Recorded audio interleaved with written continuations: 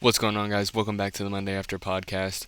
My name is Denton. I'm going to be your host as always, and we're going to get right into it. So, first things first, NHL action. The first four games, two for each conference, it's been looking really good. It's been looking like a bunch of really good series. Both games for each conference have been going into overtime. First off, we're going to start with the Knights, 4-3 in overtime winner. I don't even know how the last goal went in. It was a great game all around. First period, Dallas came out hot. And then the third period, just an absolute shootout between these two teams. And then overtime didn't even go that long. Brett Howden with a sneaky goal. I don't even know how it went in. Let me see where it was. Yeah, he shot it from right here. From behind the net. I think it bounced off the tender. It it was an absolutely insane game. Their next game is gonna be, I believe, Tuesday. Yeah, Tuesday at 8. So it's going to be a good game tonight. Got Canes versus the Panthers. Again, that series is going to be good all around. Game 2 for the Knights and the Stars. As this loads. 3-2, another overtime win. Just a banger of a shot by Stevenson. He definitely was close to a player of the game right there. Um,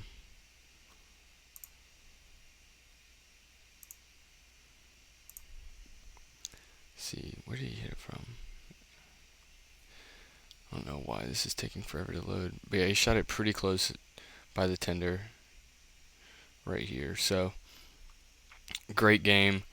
It's interesting to see how these next few games go because it's been a back and forth game. Obviously, 2 goals to none isn't always gonna be.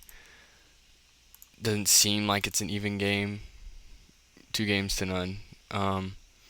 But the games have been really close. Both teams have actually been playing defense, which is one of the things that I was saying about the last few series in the divisional rounds. So it's what we really want to see in the midst of everything. So going back to the series that they have tonight, the Canes versus the Panthers, 3-2 win in fourth overtime. This series might go to 7 if the Canes can win on their home ice. Never mind, that was on their home ice. So if they can go into uh, Panthers territory and take 2 games, I think it will go to the entire 7 game series. So yeah, the first 3 overtimes, nothing happened at all. Tkachuk coming in clutch.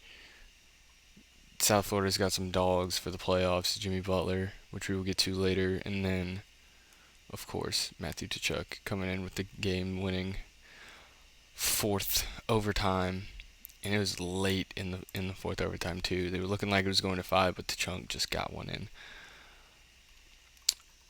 And I mean, I honestly, that was just game 1. Game 2, another overtime game. Then this is why I think this series is going to be so close. It's going to be 7 games, is because how many overtimes they're going to be. I think like players had like over almost 100 miles skated on their skates during this game, which is just insane to think about. And then another overtime win, quiet third period, not a lot of shots either. I don't believe. Let's see, all shots. Just scrappy games from both teams, really. And ESPN is just shitting the bed right now, so that's nice. Maybe now it'll work.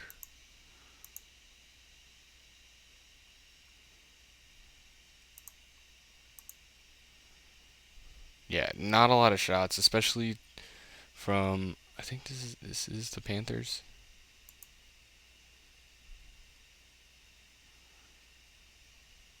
I believe it is the Panthers.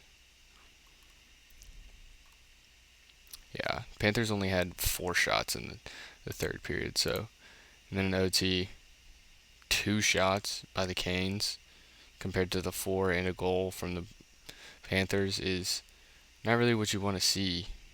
Um, Yeah.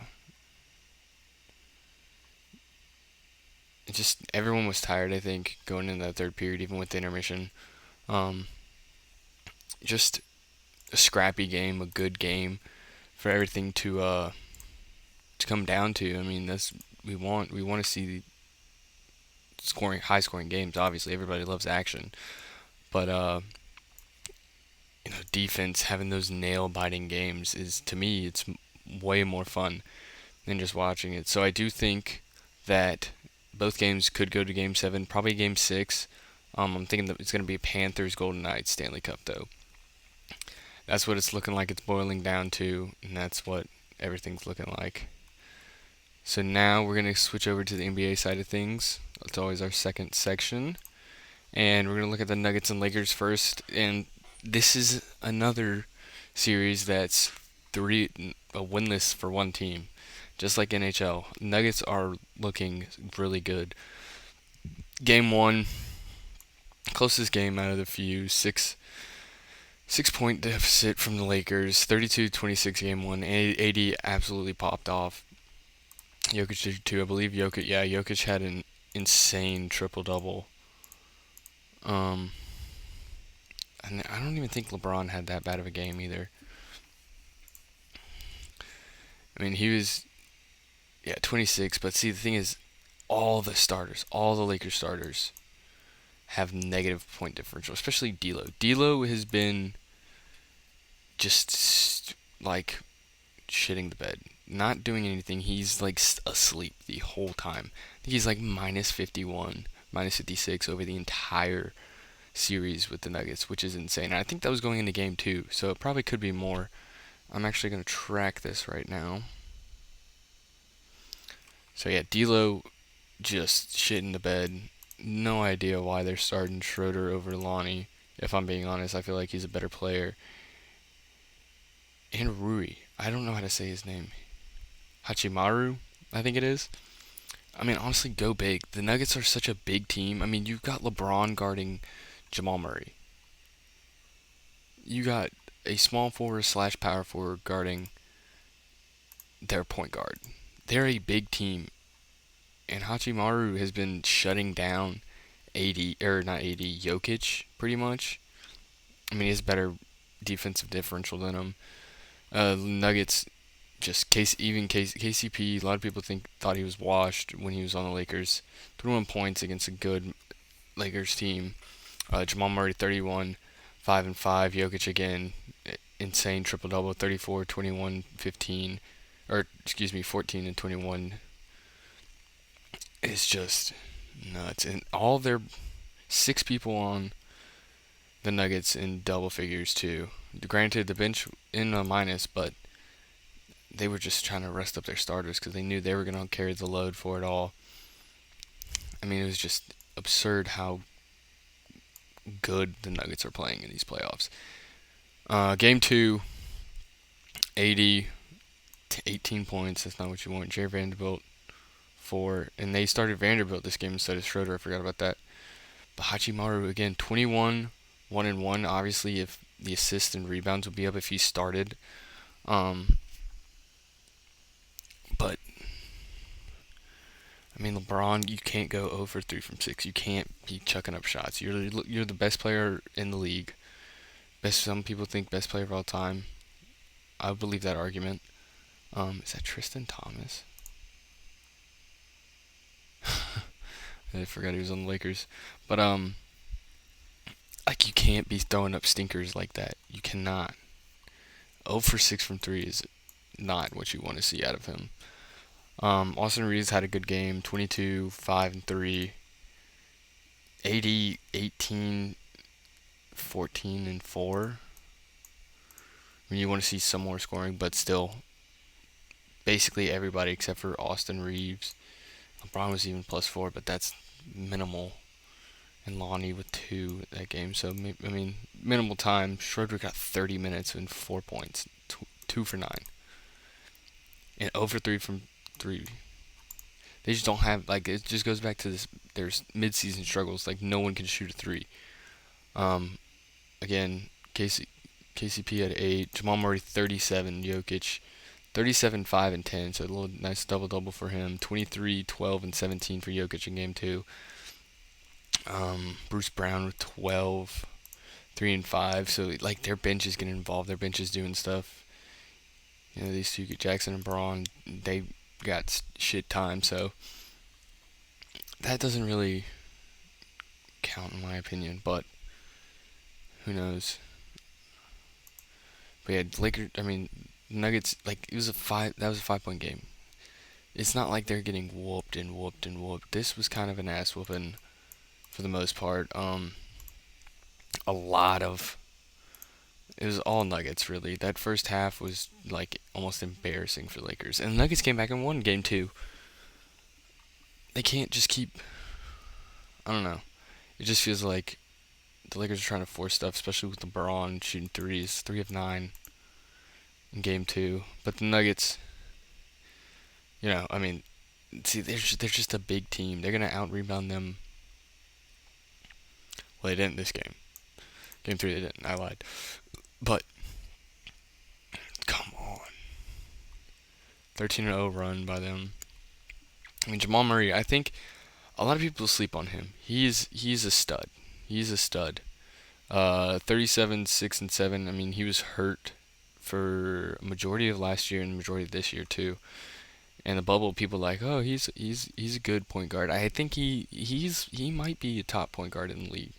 Jokic, no triple double for him. 24, 8 and 6. But he's always gonna force double teams and get looks for other people. Michael Porter Jr. with 10 rebounds, 6 assists, 14 points. It's big numbers for assists for him, and that boy just be chucking shots. Absolutely just throwing them up. 17, 0 assists for KCP and 3 points, 3 rebounds. Aaron Gordon, 7 points, 4 assists, 3 rebounds. But, a block and only 1 turnover. 0 for 1 is not bad for him. 3 for 4 on free throws.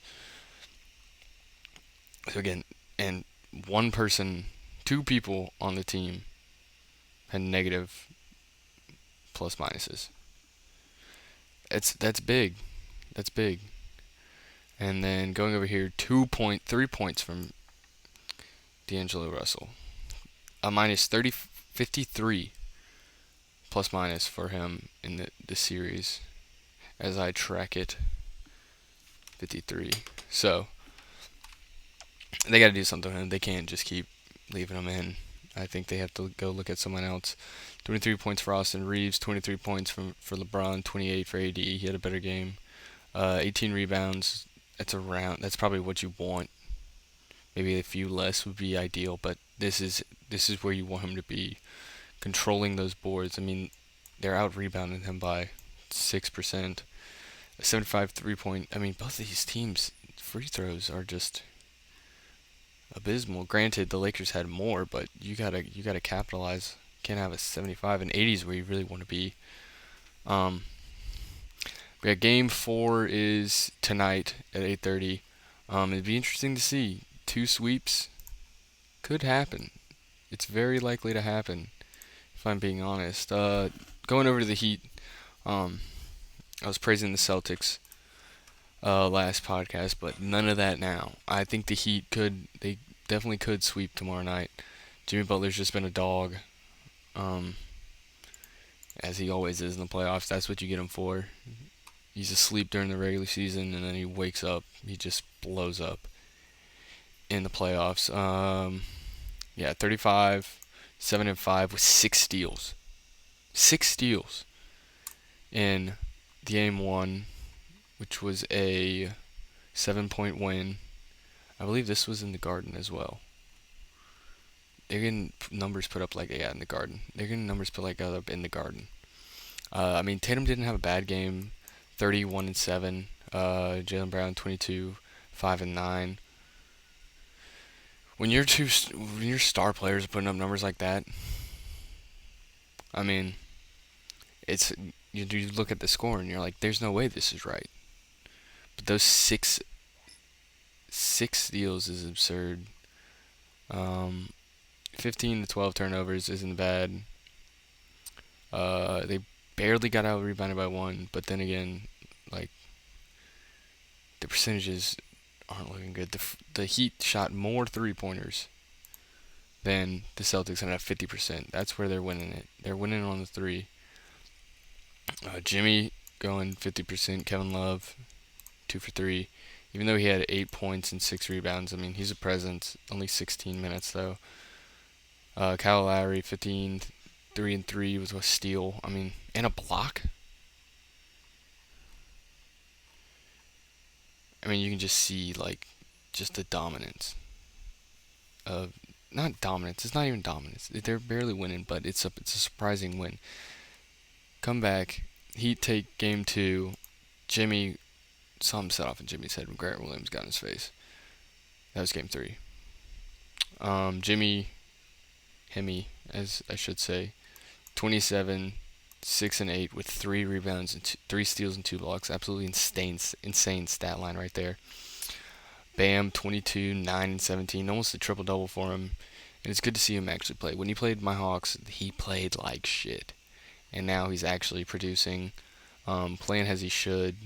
7 for 17, but 8 for 8 on free throws is what really helped him out there. 25 from Chris Martin off the bench with a steal, a block, 4 rebounds, and 3 of 7 from 3, 11 for 16 from the field. I'm not as good 3-point percentage as the other night, but 28% from 3 is not where you want to be. Tatum going 3 for 10. 10 for 20 field goals, 11 for 12 free throws, 13, 8, and 34 for him, or 12. Jaylen Brown not having a really good game at all. 16 points, 3 assists, 4 rebounds, 1 for 7 from 3, and 7 for 23 from the field. That's not where you want him at all. Robert Williams having a decent game, 13, 1 assist, 3 rebounds. Brogdon, I don't know how far you're going to get with Marcus Smart as your point guard. I mean, you have Brogdon, you have Derek White. If he's still not producing, like, I think you got to look to one of those guys as a starter. Game 3 was an absolute blowout. Just a shit show of a performance by the Celtics. 26 points. I mean, Tatum and Brown barely getting in double figures. 10 rebounds, 2 assists, 2 steals. Like, they just couldn't get anything working for him. I mean, some of these guys should not be having 2 points less than Jason Tatum and Jaylen Brown. And Jimmy really didn't even have to do anything. 16 points, 2 steals, 6 assists, 8 rebounds, plus 24 differential is insane. Bam with a 30-point differential, plus minus, a 30 plus minus, 13 points, 2 assists, 3 rebounds, 26 minutes. Kevin Love only played 5 this game. Duncan Robinson, 22 points. Caleb Martin, sorry if I said Chris earlier, 18 points, 34 plus minus. I mean, I think this game could really, this series could be a sweep altogether. The Celtics just aren't looking good at all. And going back to the Lakers, what do they do moving forward here? You got into the playoffs. You always want to get into the playoffs, but at what cost? You're losing draft picks. You're losing ways just for LeBron's legacy. And I get it. He's the best player of all time. One of the best players of all time, some would say. But, I mean, you can't just keep barely squeaking in the playoffs, going far, and then just losing. Like, yeah, they won the bubble, but a lot of people are like, oh, bubble, Mickey Mouse, whatever. You can't be doing that for him. Going into the MLB now. Let's go ahead and look at the leaders. Arias still at the top, 382. Ronald's been doing good still, 344. Yandy Diaz with 329. Diaz with 326, and the traitor Freddie Freeman at 321. A lot of these guys, probably not Diaz, Colorado's, I don't think they're doing too hot, but a lot of these guys could be in MVP conversation. Ronald, as always. Arias is going to be in there if the Marlins can stay hot. Freddie seems like he's been in the MVP conversation every year since he's been in the league. Home runs, Fat Boy Alonso, Max Muncy. Oh, he jumped them pretty high. Dolis is up there now. Matt Olson's kind of in a little bit of a slump at 13, and Judge at 13. I skipped wins, but it's really the same as last week. ERA, Sonny Gray with a 1.6, Alex Cobb with a 1.94, Garrett Cole 2.01, Shane McClanahan 2.05, and Bryce Elder just under him with a 2.06. I mean, he's had a pretty good bounce back. Last year his first start looked good, and then other than that, he's just looked miserable.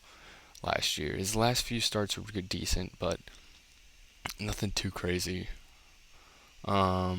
Hits, Ronald still 2 under Bo. Freddie is 1 under Ronald. Arias 1 under Freeman, and then Simeon's rounding it out at 57. Strikeouts, Spencer Strider still at the top, 86. Gosman with 81. Shohei with 80. Mitch Keller with 77. Pablo Lopez with 75. Stolen bases, Ruiz is kind of running away from Ronald with it. He hasn't been stealing too many bases recently. Yeah, I don't know. I don't know what's been going on. I mean, he's been hitting doubles, so I mean, we've seen him steal third before, but he hasn't. There hasn't really been a need to steal third in the first inning when you have somebody like Matt Olson and Sean Murphy running behind you, or hitting behind you. There's no reason for that at all. Let's go ahead and look at the standings now. Rays, of course, at the top. Orioles are catching them, though. The Orioles are catching them pretty quickly. I think the AL East is pretty much the best division in baseball right now. No teams under 500 at the moment. It's going to be tight all year, and I think they'll probably have the most teams in the playoffs when it comes around. Central, not looking too hot. It's surprising Detroit is second. I mean, this division is just bad, really. 4 games under 500, 3.5 games behind the Twins. And it seems like none of these teams can really keep anything going. The Guardians are who surprised me the most. I would have thought they would be up top, but John Gray's success is helping them out a lot. The West, Rangers sitting pretty. Angels just kind of sitting in the middle of the pack. 5 games behind right now. It's early, but it's interesting to see what. Like I said, I keep saying it. It's just going to be interesting to see what happens around trade time because Shohei could be gone. Get a few prospects, get a few draft picks, but we'll see. We'll see what happens with him. He'll probably get sent to a contender. Hopefully not the Dodgers, but you know how that is. Money talks. Moving over to the NL East now. Braves chilling, 5 games up. Had a rough last 10 games, 4-6 in the last 10 games. It's not really what you want to see at all from them. Mets barely over 500. The Marlins were above them earlier this week, but not anymore. Even with a minus 54 run differential compared to the Mets 15. The Mets are catching fire a little bit. 5-game win streak. It's surprising that the Phillies are down here. I would have thought they'd be above the Mets, but Bryce Harper's back, so they should be picking up a little bit of steam. In the NL Central, the Cards are finally winning. Last podcast, they were at the bottom. Now they're third. Brewers are 1 game ahead of the Pirates. Cards are 5, and it's still early, but I mean you can tell from a team pretty well how they're going to play the rest of the season, unless Nolan Arenado is going to hit. He was slumping before. He's going to hit. And now to the West, Dodgers 1.5 games above the Diamondbacks, and it looks like these two teams might run away with it. Alright, and now we're going to get into the Fantasy League. I know this might be boring for a lot of people, but I love fantasy, just any sports, really. Currently 5-2, just won in a nail biter. I mean, it was not really a nail biter right now, but I came back the last 2 days. My team really showed off for me. If this would load, I was down by like 30, 40 points at one point on Wednesday or Friday, and just everybody came out swinging. Yeah, so 22 points on the 15th. I believe that was Monday. to the 1, then I -3 to his 42 on the next day. 23, 46, 8 -4, 46, and then 65. At 65 on Saturday really helped me out. And then 49 to 28.